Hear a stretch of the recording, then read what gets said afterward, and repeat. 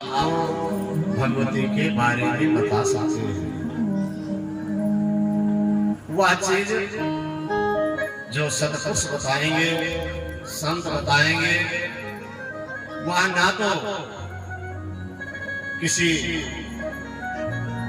पोथी में है और ना ही वह किसी पुराण में लिखा मिलेगा।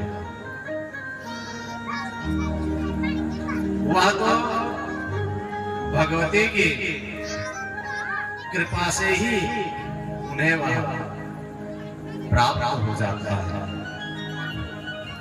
जो सत्पुरुष होते हैं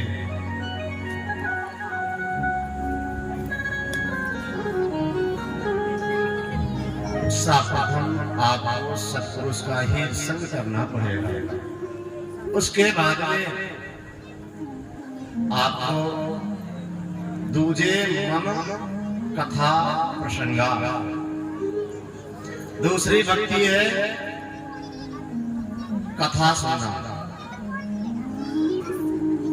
जब तक आप भगवती के चरित्रों का श्रवण नहीं करेंगे तब तक भगवती के चरणों में आप समर्पित नहीं हो सकते।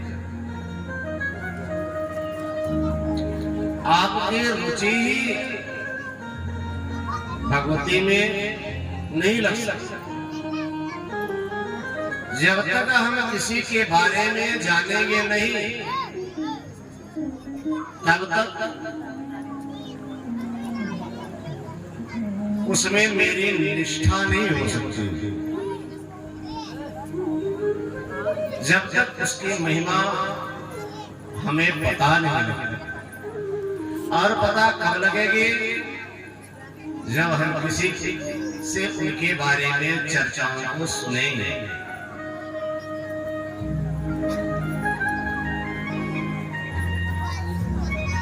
हम आप जब किसी प्रकार की आपदाएं आती हैं जीवन में, दैहिक, दैविक, भौतिक किसी प्रकार की भी आपदाएं जब आती हैं तो हम एक दूसरे से पूछते हैं कि यह आपदा हमारी किस विधि से इसका निवारण होगा। तो दूसरा प्राणी बताता है कि भैया हम उस संत के पास में गए थे, उस बाबा के पास में गए थे और उन्होंने ऐसे ही मेरे ऊपर भी समस्याएं थी और उन्होंने उपाय बताया और उससे मेरे जो समस्या है वह समाप्त हो गई। उसी प्रकार से हम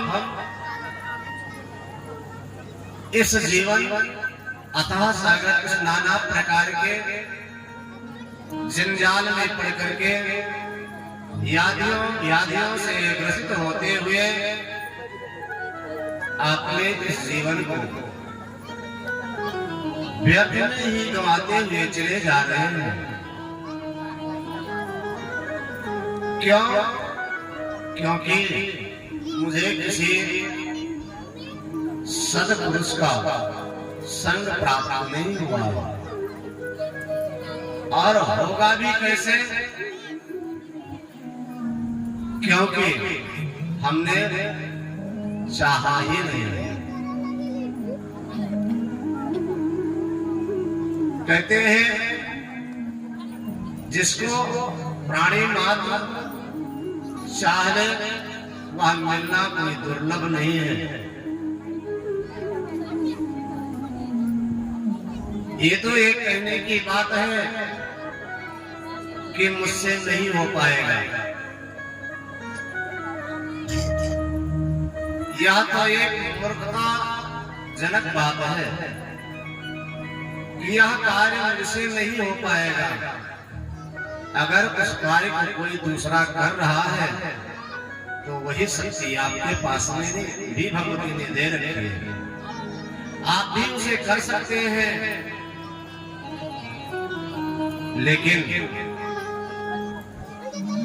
इसको करने के लिए आपको जागरूक होना पड़ेगा। उस भगवती की कृपा पाने के लिए तुम्हें लड़ाई तो होना पड़ेगा।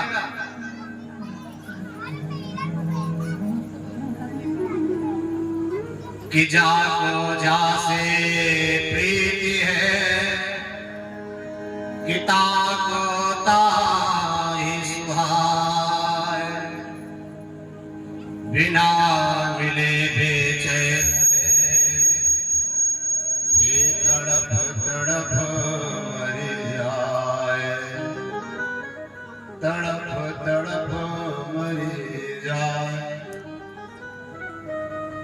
जो भक्त होते हैं ना, वे क्यों जंगल में रहते हैं, क्यों गुफाओं में पड़े रहते हैं? वे भी तो किसी माँ के संतान हैं, उनको भी तो भगवती ने जन्म दिया है।